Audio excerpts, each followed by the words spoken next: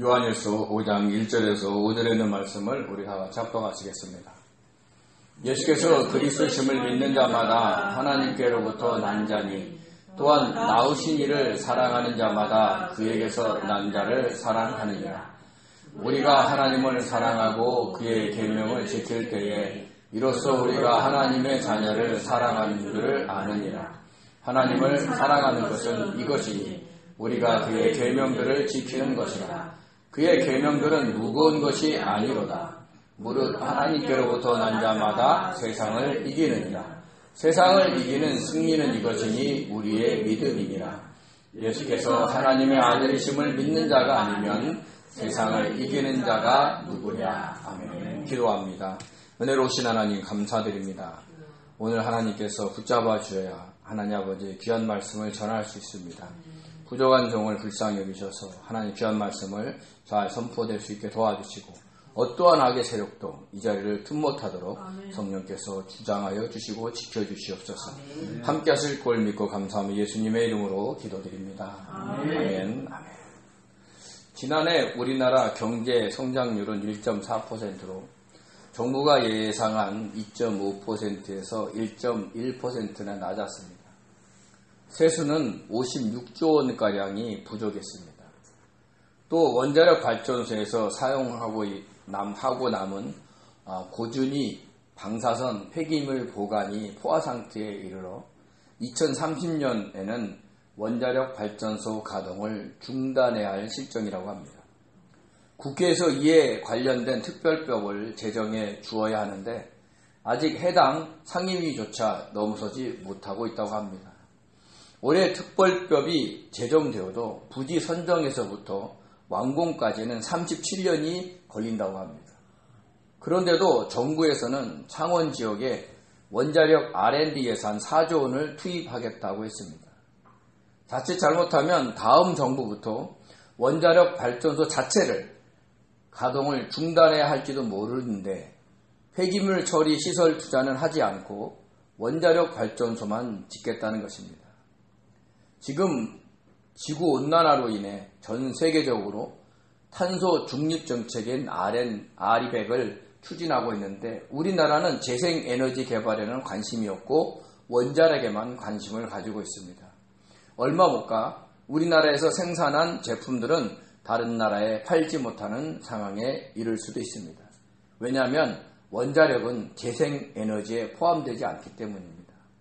그러므로 지금이라도 정부의 방침을 수정하여 지구를 위해 또 우리나라의 경제 발전을 위해 원자력보다는 재생에너지 개발에 박차를 가해야 합니다. 정부 관계자들이 지구와 나라의 미래를 생각하여 정책을 펼칠 수 있는 마음과 지혜를 달라고 주님께 기도해 주시기 바랍니다. 비나 눈이 오면 너무 많이 오고 안 오면 너무 안 옵니다. 날씨가 더우면 너무 덥고 추우면 너무 춥습니다. 이러다가는 언젠간 이 지구에 살지 못하는 때가 올지도 모릅니다.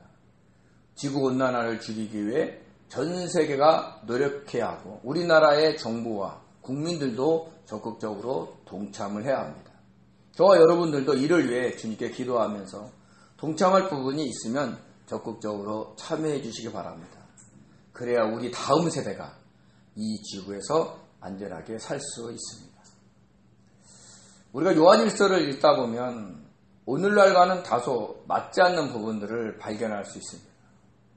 특히 이단을 구별하는 방법으로는 예수 그리스도께서 육체로 오신 것을 시인하는 영마다 하나님께 속한 것이요. 누구든지 예수를 하나님의 아들이라 시인하면 하나님이 그 안에 거하시고 그도 하나님 안에 거한다라고 했으며 또 예수께서 그리스도이심을 믿는 자마다 하나님께로부터 난 자다라는 구절이 그것입니다. 오늘날의 이단들은 이 말씀들을 다 시인하고 믿고 있습니다.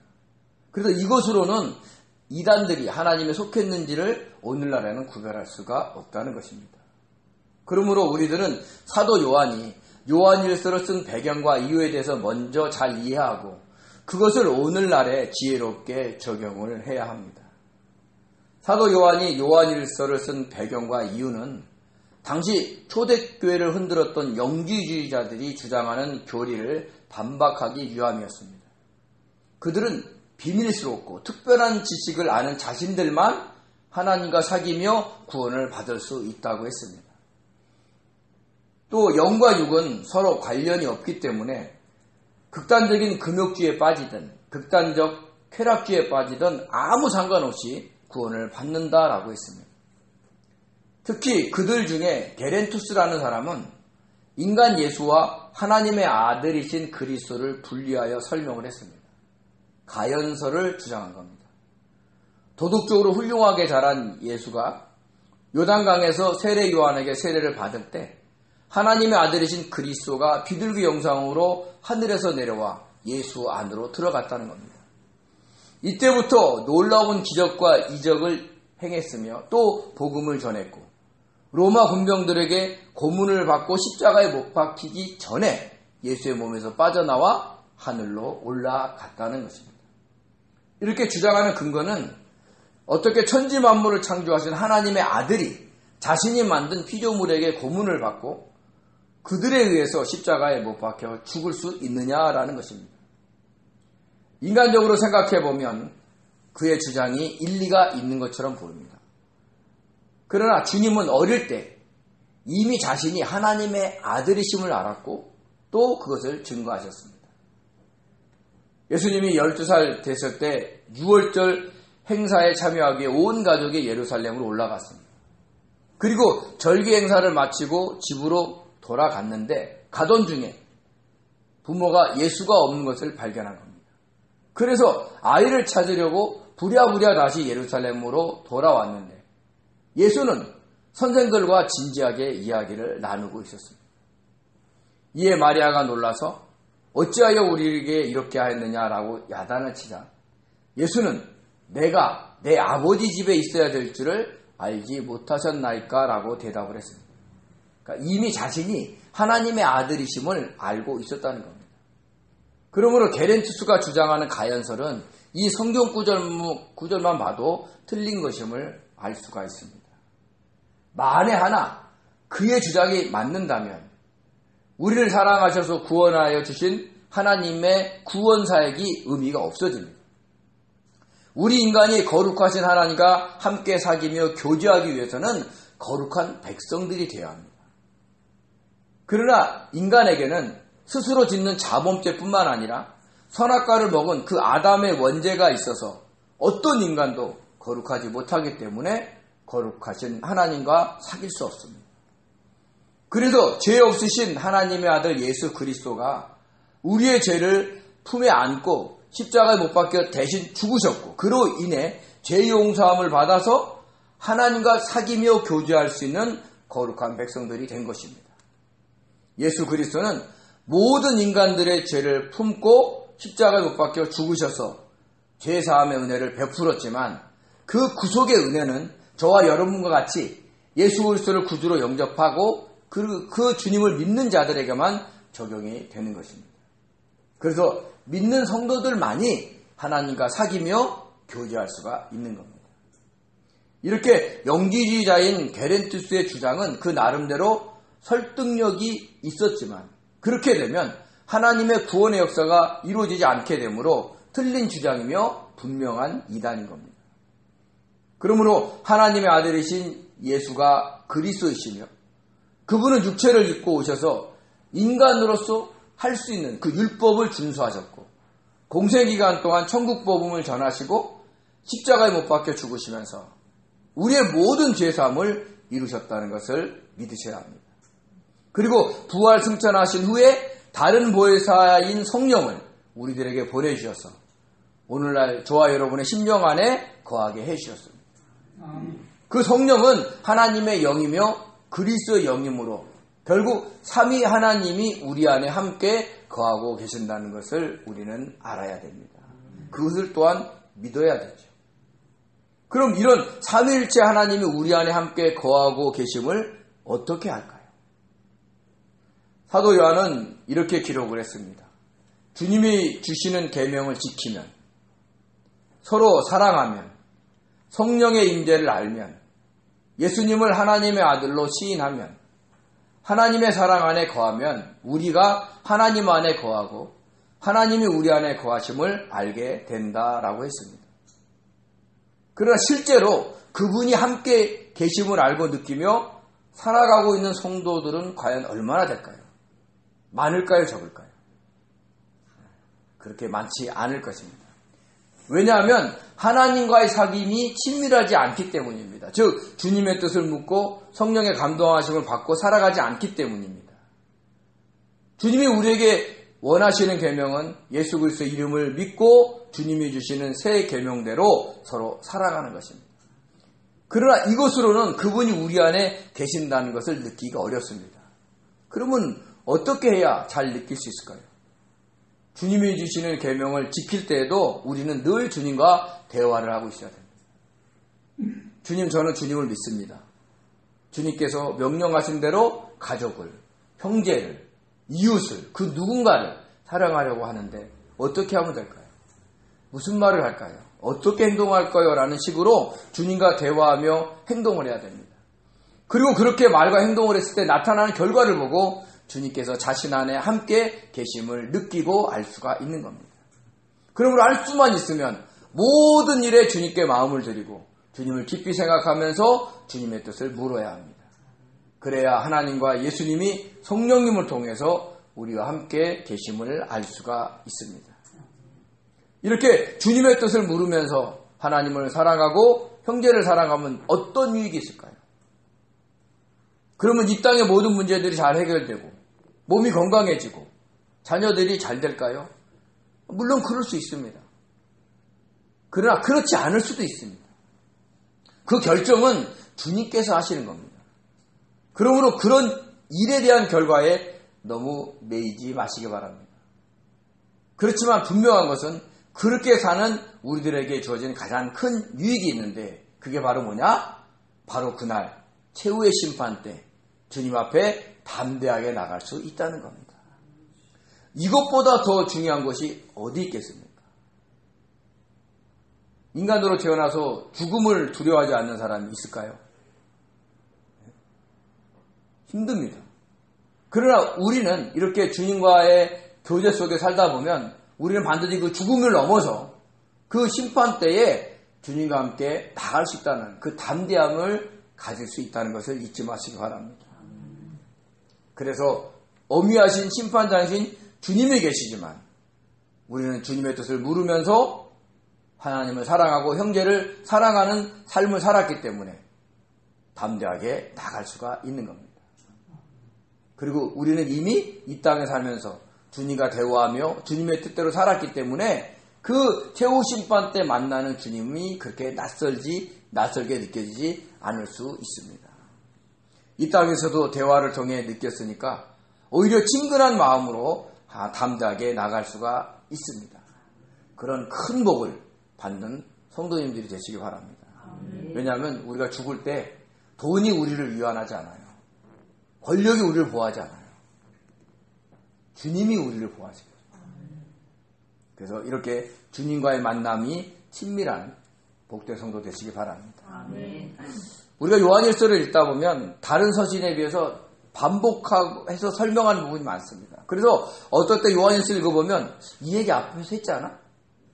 근데 또 해네? 왜 자꾸 똑같은 말을 반복할까? 이렇게 느낄 때가 있어요. 마치 어린아이를 가리키는 부모가 한 말 또 하고 강조해서 한 말 또 하고 자녀들 입장에서 보면 지겹죠. 근데 나중에 그게 뇌리가 박혀갖고 자기도 부모가 되면 한 말 또 하고 또 강조해서 한 말 또 하고 그렇습니다. 왜요? 사랑하니까. 그래서 사도 요한도 그 90세의 그 노구를 이끌고 그 사랑스러운 초대교회 성도들을 보면서 그 외부적으로는 영기주의자들의 그 유혹에 빠져 있으니까 너무 안타까우니까 한 얘기 또 하고 한 얘기 또 하고 반복해서 하고 강조하고 있다는 것을 아셔야 됩니다. 그래서 요한 1서 5장에서는 새로운 관점에서 하나님을 사랑하고 서로 사랑하라고 강조하고 있는데 그 새로운 관점이 뭐냐? 바로 믿음입니다. 우리 요한 1서 5장 1절을 같이 한번 읽겠습니다. 예수께서 그리스도이심을 믿는 자마다 하나님께로부터 난 자니 또한 낳으신 이를 사랑하는 자마다 그에게서 난 자를 사랑하느니라. 아멘. 예수께서 그리스도심을 믿는다면 하나님께로부터 난 자이며 자기를 낳으시니 즉 하나님을 사랑한다면 그분이 낳은 다른 자들도 사랑한다라는 말씀입니다. 여기서 그에게 난 자라는 것은 대표 단수로 썼습니다. 그러니까 하나님께서 낳으신 모든 믿는 자들을 의미하는 거죠. 어쩌면 이것을 확대 해석하면 불신자들까지도 사랑하라라는 그런 말씀입니다. 이렇게 형제의 사랑을 주장하면서 예수님께서 그리스도심을 믿는 것을 강조한 것은 영지주의자 게렌투스가 인간 예수와 하나님의 아들 그리스도를 분리해서 예수님께서 육체로 오신 것을 부인했기 때문입니다. 그래서 사도 요한은 예수님께서 육체로 오신 것을 시인하는 영은 하나님께 속하였다라고 했고 예수를 하나님의 아들로 시인하면 하나님이 그 안에 거하시고 그도 하나님에 거한다라고 했습니다. 그리고 여기서 예수께서 그리스도의 심을 믿는 자는 하나님께로부터 난 자라고 강조를 한 것입니다. 그러나 오늘날의 이단들은 어떻습니까? 예수님께서 육체로 오신 것을 부인합니까? 시인합니까? 시인합니다. 예수를 하나님의 아들로 부인합니까? 시인합니까? 시인합니다. 예수께서 그리스도이심을 믿습니까? 안 믿습니까? 믿습니다. 그리고 자신들의 교주를 재림주라고 보혜사라고 주장합니다. 그래서 요한일서의 기준으로 오늘날의 이단들을 분별할 수가 없습니다. 시대가 변하고 이단들이 등장하는 상황도 변한 겁니다. 그러므로 우리는 사도 요한이 요한일서를 통해 이단을 분별하는 그 기준 위에 오늘날의 시대적인 상황을 고려해서 분별을 해야 합니다. 먼저 재림하시는 주님은 초림 때처럼 인간의 몸을 입고 오시지 않습니다. 그 날에는 이 땅의 모든 지역에서 동시에 볼 수 있도록 부활하신 모습으로 오십니다. 우리 마태복음 24장 26절 27절 같이 읽겠습니다. 그러면 사람들이 너희에게 말하되 보라 그리스도가 광야에 있다 하여도 나가지 말고 보라 골방에 있다 하여도 믿지 말라. 번개가 동편에서 나서 서편까지 번쩍인 같이 인자의 임함도 그러하리라. 아멘. 그러니까 서울에서 부활하신 주님을 볼 수 있는 것 동시에 뉴욕이든 유럽이든 거기도 볼 수 있다는 거예요. 근데 어떻게 통일교의 문선명 씨가 또 하나님의 교회 안상홍 씨가 재림주가 될 수 있겠습니까? 그러니까 말도 안 되는데 그것을 원리 연구에다 뭐 또 하나님의 교회에서는 자기 나름대로 성경 공부를 통해서 그것을 증명해내고 있습니다. 그것을 또 믿는 사람들도 많습니다. 그러니까 미혹의 영이 쌓이면 정상적인 사람도 넘어간다는 것을 우리는 아셔야 됩니다. 또한 보혜사 성령님은 하나님의 영이며 그리스도의 영으로서 영이십니다. 눈에 보입니까? 안 보입니까? 안 보입니다. 그런데 어떻게 눈에 보이는 이만희 씨를 보혜사라고 할 수 있을까요? 그러므로 이만희 씨를 보혜사라고 주장하는 것은 터무니없는 겁니다. 또한 그들은 이만희 씨만 예수의 영과 연합됐다고 했습니다. 그러나 예수의 영이신 성령님은 예수 그리스도를 믿는 모든 자에게 이미 연합되어 계십니다. 그렇게 한 사람에게만 임하는 그런 신이 아니라는 것을 우리는 알아야 되는 겁니다. 우리 요한복음 14장 16절 같이 읽겠습니다. 내가 아버지께 구하겠으니 그가 또 다른 보혜사를 너희에게 주사 영원토록 너희와 함께 있게 하리니. 여기서 영원토록 이만희 씨에만 있게 하겠다라고 썼습니까? 아니죠. 믿는 너희들입니다. 사도행전 2장 33절입니다. 하나님이 오른손으로 예수를 높이심에 그가 약속하신 성령을 아버지께 받아서 너희가 보고 듣는 이것을 부어주셨느니라. 아멘. 이미 오순절날 마가다락방에 모여 기도했던 그 110명의 제자들에게 성령을 부어주셨고 그 후 예수 그리스도를 구주로 믿고 영접하는 모든 자들에게 부어주셨습니다. 한 사람에게 부어주는 게 아니에요. 그러므로 저와 여러분들은 그 우리 안에 성령님께서 계시면서 그래서 우리 안에 삼위일체 하나님이 동시에 함께 계신다라는 것을 믿으시기 바랍니다. 그래서 우리를 하나님의 성전이다라고 사도 바울이 이야기를 한 것입니다. 그러므로 오늘날에는 예수 그리스도가 육체로 오신 것을 시인해도 예수 그리스도를 하나님의 아들로 시인해도 예수를 그리스도라고 믿어도 이단일 수 있으므로 잘 분별해야 합니다. 그러면 어떻게 분별해야 할까요? 우선 어떤 사람을 재림주라고 하는 것은 이단입니다. 다시 오실 주님은 육체를 입고 오시지 않고 부활하시는 모습으로 오기 때문입니다. 그가 어떤 특별한 지식을 전해도 어떤 신기한 이적과 기적을 일으킨다 해도 이단이니까 특별히 경계해야 합니다. 또 어떤 사람을 보혜사 성령이라고 신격화해도 이단이니까 조심을 해야 합니다. 그렇지만 육체로 오신 주님께서 십자가를 지시기까지 하나님의 뜻을 이루신 것처럼 주님이 가신 십자가 길을 가야 한다고, 그래야 하나님의 뜻을 이룬다고 선포한다면 거기는 이단이 아닙니다.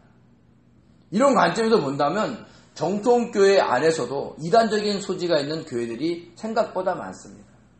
그것은 예수를 믿으면 이 땅의 모든 일들이 잘 해결되고 부자로 건강하게 잘 살 수 있다고 너무 지나치게 강조해서 가리키는 것이 그것입니다. 교단에서는 특별하게 교리적으로 문제가 없으니까 이단이라고 정죄하지 않아도 이단일 수가 있습니다. 기독교는 엄밀히 따져서 종교가 아닙니다. 그래서 기복적이지 않아요.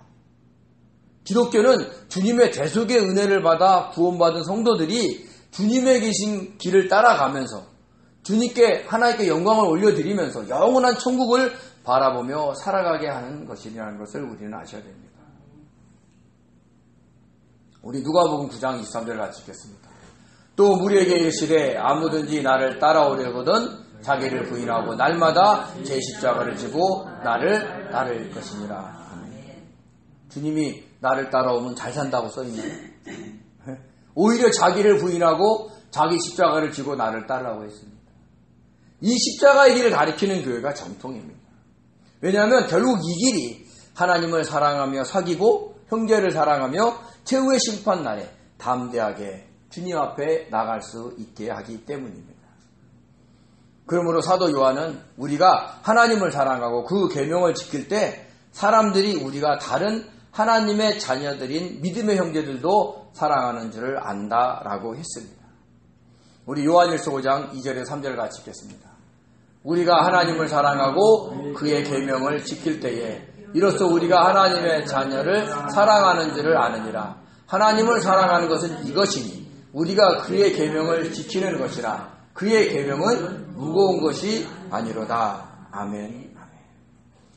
이 말씀을 정리하면 하나님을 사랑하는 것은 그의 계명인 예수 그리스도의 이름을 믿고 서로 사랑하는 겁니다. 그런 성도들의 모습을 보고 사람들이 하나님의 자녀들을 사랑하는 줄을 안다라고 했습니다. 그런데 놀라운 말씀은 그의 계명들은 무거운 것이 아니다라고 했습니다.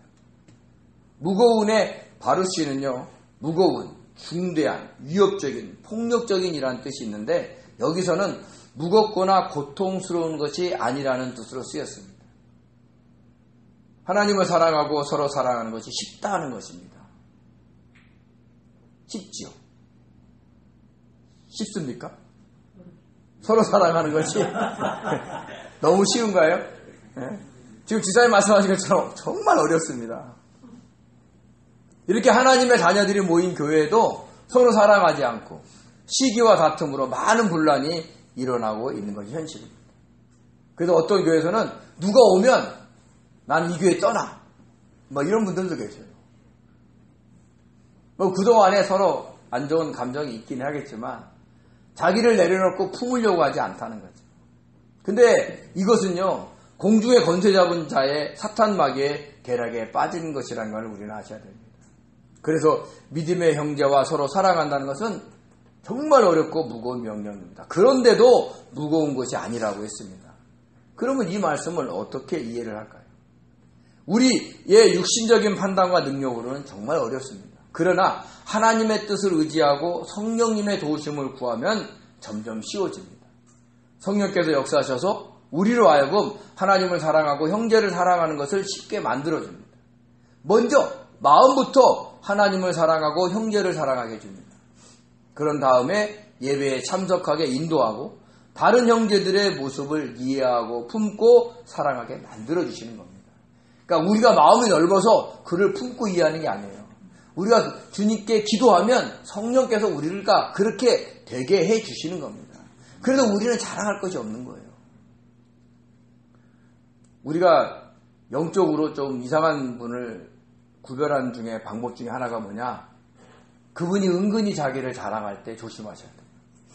왜냐하면 그분은 정말 자신이 진실되게 하나님을 믿는 것처럼 느끼지만 사단이 마지막으로 쳐놓은 그 교만의 의무에 넘어져 있는 상태인 거예요. 그래서 우리 스스로가 내가 어떤 사람이다라고 자랑하는 것은 정말 조심해야 한다는 것을 잊지 마시기 바랍니다. 그래서 항상 주님의 뜻 묻고 성령의 도우심을 구하라고 하는 겁니다. 또한 주님께서도요, 수고하고 무거운 짐 자들아 다 내게로 오라 라고도 하셨습니다. 우리 마태복음 11장 28절에 30절을 같이 읽겠습니다. 수고하고 무거운 짐 자들아 다 내게로 오라.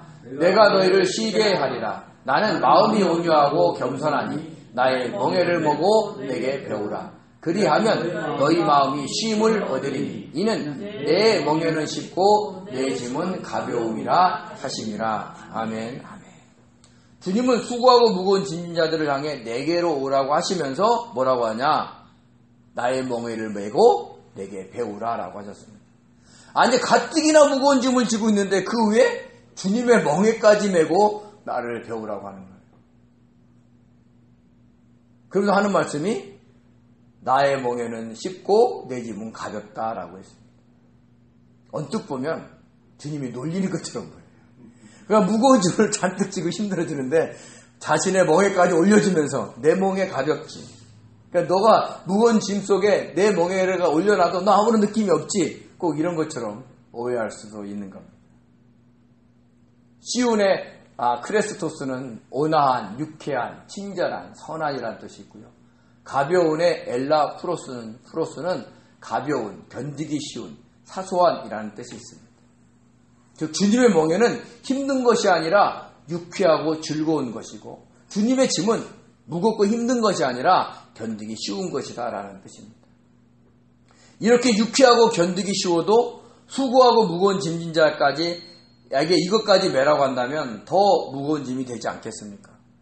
그런데도 주님은 자신에게 와서 자신의 멍에를 메고 쉬라, 힘을 얻어라 라고 했습니다. 우리가 논리적으로 이해할 수 없어요. 짐을 더 져놓고 쉬라는 거예요. 얼마나 얄미워요. 우리가 보통 일할 때 보면 막 주인이 와가지고 이거 다 해놔? 그리고 푹 쉬어? 이러는 이거 근무할 때까지 깨끗하게 해놓고 시간 나면 쉬어? 이러는 거예요. 시간이 안 나요. 정리하려면. 군대 가면 그렇죠. 100원짜리 주면서 야 가서 뭐 사오고 50원 남겨와. 그러면요 같은 막 일병들한테 막 가가지고 야 너 좀 돈 좀 줘라 이래가지고 그걸 사다 내야 됩니다. 50원 꼭 남겨가야 돼. 그런 느낌이 들 수도 있습니다. 근데 우리가 그 당시 이스라엘 사람들의 상황을 아시면 이 말이 쉽습니다.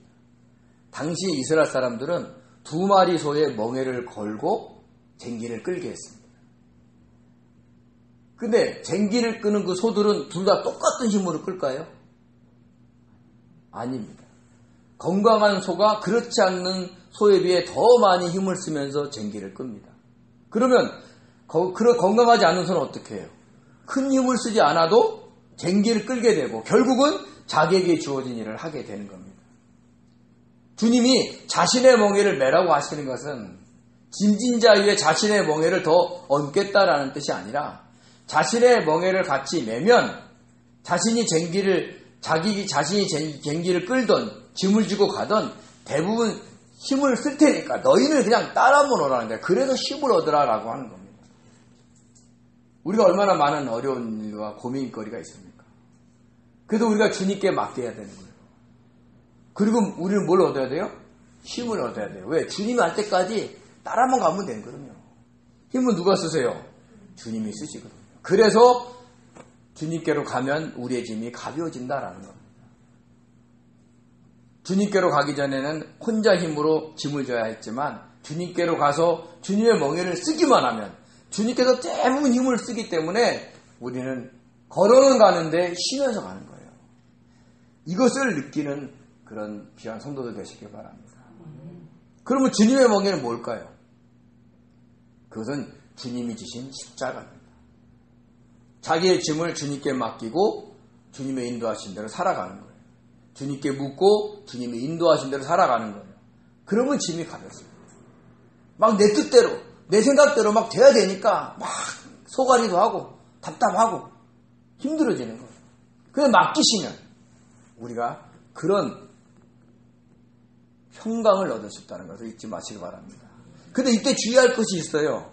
주님이 인도하는 길이 내가 원하는 길이 아닐 수 있다는 걸 아셔야 됩니다. 설령 그렇다 할지라도 기뻐하며 감사해야 됩니다. 우리가 원하고 바라는 모든 것을 내려놓고 주님이 해결해 주시는 것을 바라보고 감사하며 살아갈 때 그때 가벼워지는 거예요. 이처럼 하나님을 사랑하고 형제를 사랑하는 것도 주님께 맡기고 주님이 인도하시는 대로 기뻐하고 감사하며 살아가면 쉽습니다. 주님, 내가 저 사람을, 저 형제를 사랑해야 됩니다. 내가 사랑할 수 있게 도와주세요. 막 그런 그 즉시 그런 마음이 생기는 거 아니에요. 주님, 저 형제를 사랑할 수 있도록, 저 가족을 사랑할 수 있도록 계속 기도하다 보면 그 기도가 차면 성령께서 우리를 그렇게 만들어 가시는 거예요. 내가 기도했으니까 내가 저 형제를 사랑해야지. 그래서 오늘도 찾아가서 뭐 하고 오늘도 찾아가서 뭐 해야지. 이런 거는요, 주님께 맡기는 게 아니에요. 영적 세계는 내가 하는 게 아니라 내가 되어지는 거예요. 그러니까 어느 순간에가 그 형제가 사랑스러워야 돼. 그래서 사랑해야 되는 거예요. 그때까지 뭐 해야 돼요? 기도하고 있어요. 근데 우리는 너무 조급하잖아요. 사랑하면 이번 주 안으로 사랑해야 될 것 같아요. 저는 모든 사람을 사랑할까요? 저도 미워하는 사람이 없을까요? 불편한 사람이 없을까요? 저는 그때마다 주님께 기도합니다. 주님, 아직은 안 됩니다. 주님, 나를 좀 도와주십시오. 그러면 그 불편함의 정도에 따라 그 기도의 분량이 찰 때까지 그 시간이 있는 거예요. 그러니까 마음은 사람을 미워하지 않고 사랑하려고 하는 마음만 드리고 있으면 어느 순간인가 주님께서 우리를 그런 자로 만들어준다는 거예요. 그것이 영적으로 가는 길입니다. 이런 경우도 있습니다. 어떤 형제가 미워서 보기 싫어 피하고 있는데 주님께 물으면서 주님의 멍에를 매니까 주님이 자꾸 그 형제를 보게 만들어요. 그럼 어떻게 돼요? 꼴도 보기 싫으니까 더 피해야지. 이게 아니라 주님이 뭔가를 하시겠구나 하고 피하지 않고 그 형제를 사랑할 수 있게 해달라고 기도하면서 만나는 거예요. 그럼 어떨 때 하나님이 제 아이스크림 사줘라. 주님, 요새 아이스크림 엄청 비쌉니다. 나 먹기도 힘듭니다. 못 사줍니다. 나. 이러면 안 되고 사주는 거예요. 이상하게 미운 사람 뭐 사주면 안 미워져요. 제가 미우면 자꾸 뭘 사주세요. 그게 영적 원리예요. 내 보물이 있는 곳에 내 마음이 있는 겁니다. 그러니까 주님이 그런 상황으로 만들면 순종하면 되는 거예요. 그게 쉽다라는 거예요. 그러니까 우리가 내가 목사니까 모든 사람을 사랑해야 돼. 그럼 어떤 사람이 목사님 왜 저 사람 왜 미워합니까? 왜 안 만납니까? 제가 속으로 그렇습니다. 안 되는 걸 어떡하냐. 만나기 싫은데 대화하기 싫은데 안 되는 걸 어떡하냐. 근데 기도하는 거죠. 그렇게 되게 해달라. 그럼 하나님이 내가 그렇게 되게 해주세요. 그때까지 기다리는 거예요. 그러면서 형제 사랑하는 것이 무거운 것이 아니다 라고 사도 요한이 얘기를 하는 겁니다. 또한 사도 요한은 이 세상을 이기는 믿음을 강조를 합니다. 우리 요한일서 5장 4절에서 5절을 같이 읽겠습니다. 무릇 하나님께로부터 난 자마다 세상을 이기느니라. 세상을 이기는 승리는 이것이니 우리의 믿음이니라. 예수께서 하나님의 아들이심을 믿는 자가 아니면 세상을 이기는 자가 누구냐. 아멘. 예수께서 그리스도이심을 믿는 자마다 하나님께로부터 난 자이고 하나님께로부터 난 자마다 세상을 이긴다라고 했습니다. 즉 세상을 이길 수 있는 것은 예수께서 그리스도이심을 믿는 겁니다. 이 세상은 어떤 것입니까? 사탄 마귀가 지배하고 있는 것입니다. 그래서 사탄 마귀에 속한 악한 영들이 이 세상의 풍조를 통해 어떻게 하든지 믿는 성도들을 유혹해서 멸망의 길로 끌고 가려고 합니다. 당시에는요, 영지주의자들을 통해서 가연서를 주장하는 게렌투스를 통해서 영이 어린 성도들을 유혹하고 끌고 가려고 했습니다. 그래서 사도 요한은 인간 예수와 그리스도를 분리하지 않고 예수가 바로 하나님의 아들이신 그리스도이심을 믿어야 세상이 그들의 유혹에서 이길 수 있다라고 한 것입니다. 그럼 오늘날은 어떨까요? 악한 영들이 수많은 이단들을 만들어서 영이 어린 성도들을 유혹하고 있습니다. 안타깝게도 이미 많은 성도들이 그 이단에 넘어가 있습니다. 사도 요한 때는 인간 예수와 그리스도를 분리했기에 예수께서 그리스도이심을 믿는 믿음으로 이길 수 있었지만 지금은 다릅니다. 오늘날에는 자신들의 교주를 재림주라고 보혜사라고 주장하는 이단들을 경계해야 하고 또 기복적인 신앙을 강조하는 목사들도 경계를 해야 합니다. 온갖 기교한 성경 해석으로 자신들의 교주가 재림주라고 주장을 해도 믿지 않아야 합니다.